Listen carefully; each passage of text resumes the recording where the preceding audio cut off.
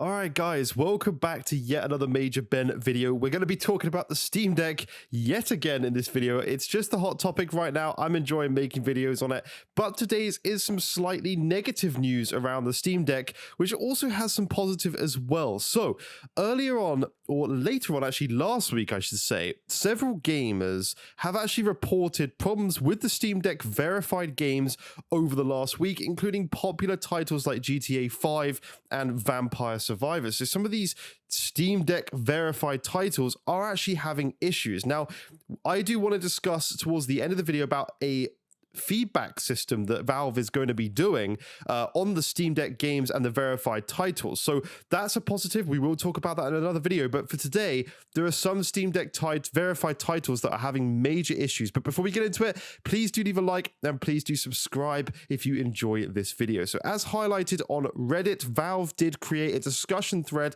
on the Steam community asking for players to report any possible error with Steam Deck verified games.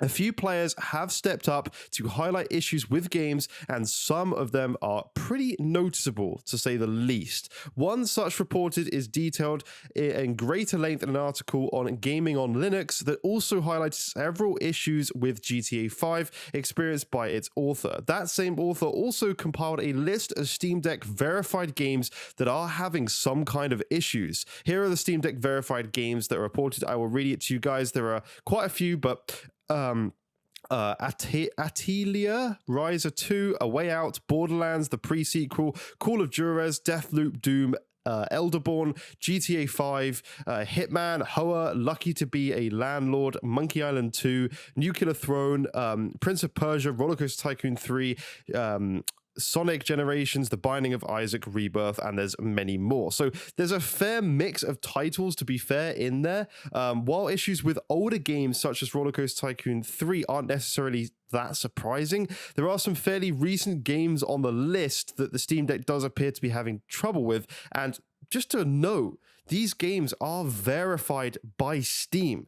And that is the point here that I want to talk about. And what winds me up with this is like, okay, that's great. Like their solution, we're going to be talking later on in the week about Valve asking for feedback on the Steam Deck is great. But if Valve is verifying these titles and they have that green tick, people who don't have a gaming PC, for example, will buy the Steam Deck, look at the verified titles on Steam's own list, which is verified by them, go and actually purchase those games, and then they don't run. And that to me is a big problem. That's like buying an Xbox, buying one of Microsoft's own exclusive titles in a way, and it not running properly. Like you'd be very, very frustrated. I know it's not necessarily Steam's game, but at the same time, if Steam or Valve is going in saying this game works and it's on the list of what games to buy for the device you're using, i.e. the Steam Deck that Valve made, they are kind of responsible for advising you to buy those games because they're verified,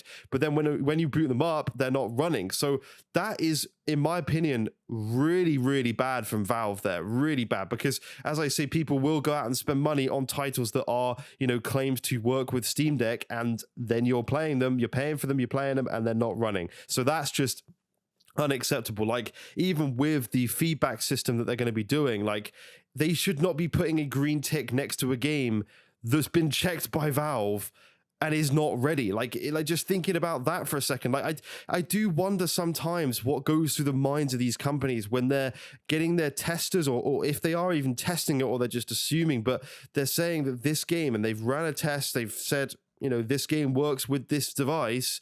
What are they doing? Like, are they actually testing it? Are they just assuming by the hardware that this works? And it kind of drives some concern. You want to almost go to YouTube, look up some videos of people playing that game before you just go, actually, Valve, maybe they checked it right. It's fine. I'll just go out and buy it based on their recommendation. I would not do that. Genuinely, I would go and look at those games. There are so many videos out there of Steam Decks running hundreds of different titles at this point, because people have obviously had them in their Steam libraries previously, and they're going and checking them out. So that's the best way, and the best thing I can suggest to you is to just go to YouTube, look at what people are showing on the Steam Deck, check that game, check, say, GTA 5, see what people are saying about it on Steam Deck, and verify it that way, not necessarily just through Valve. Like, check it, of course. If Valve says it's a green tick, then, you know, you'd like to be able to trust them, but in this case, obviously, it's proven that they aren't actually checking the games as well as they should be. Go to YouTube, look up that game, make sure it is running as well as it possibly can be, and check it that way, because that's, you know, you want to be sure if you're going to spend a decent amount of money on some of these games, you really do want to be sure that they are definitely going to run before you go and splash money on some games. But I think this just shows the whole thing around Steam Deck. Like, I am so hyped for it. I still am. I'm so excited. I'm going to keep making content on it. It's my most hyped device in my opinion. But at the same time, stuff like this does let it down. I'm a PC guy. I primarily play on PC, so I've got a lot of the games anyway, and I'm just going to want to play the games portably, and I know the ones that will work, and I kind of can work it out in my own head. But a lot of people are buying this as a console, which it's been advertised as in some ways. Obviously, we all know it's a PC, but some people are buying it as a Steam Deck console, and they're going to go on there, not know what a lot of us PC guys know about, and kind of just buy these games based on that recommendation and get seriously let down. And maybe GTA 5 is the first game that some of these guys will play on the Steam Deck. They'll go buy it on the Steam Deck, see it's, you know, all ticked and everything, purchase it, download it, play it, and it's really buggy, and just think, well, hang on a minute, is this just the hardware that Steam sold me? Maybe it's not very good. And like, they're kind of letting their own product down there by saying this is verified. It's almost saying our system isn't running it. We verified that it's, you know, it's fine, and the system's lagging, for example, and people are then just going to blame the Steam Deck for not running a game that Valve has ticked. So it just kind of puts a bit of a downer on that device, and I think that's something they really need to iron out as soon as possible. So hopefully Valve do that. I hope, you know, this gets ironed out and they can start really checking this stuff properly, because it's just not good enough the way it is right now. But that's it for the video. I do hope you guys enjoyed it. Please do leave a like. It really does help me out. I'm doing daily content now. If I ever miss a day, then I apologize, but I am doing daily content whenever I can. So please do look out for that.